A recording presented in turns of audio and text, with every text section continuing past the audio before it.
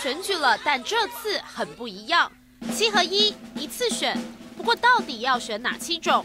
直辖市长、直辖市议员、县市长、县市议员、乡镇市长、乡镇市民代表、村里长，也就是除了正副总统、立法委员外，一次就得选出公职11076人。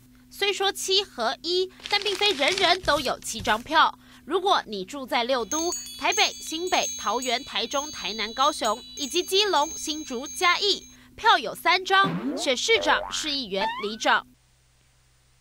其他县市5张票，外加乡镇市长和乡镇市民代表。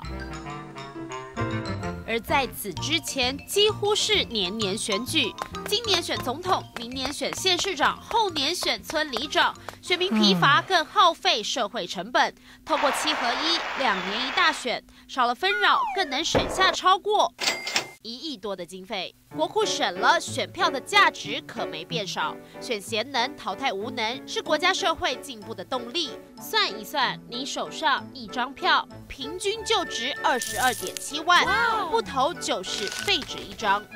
你投不投？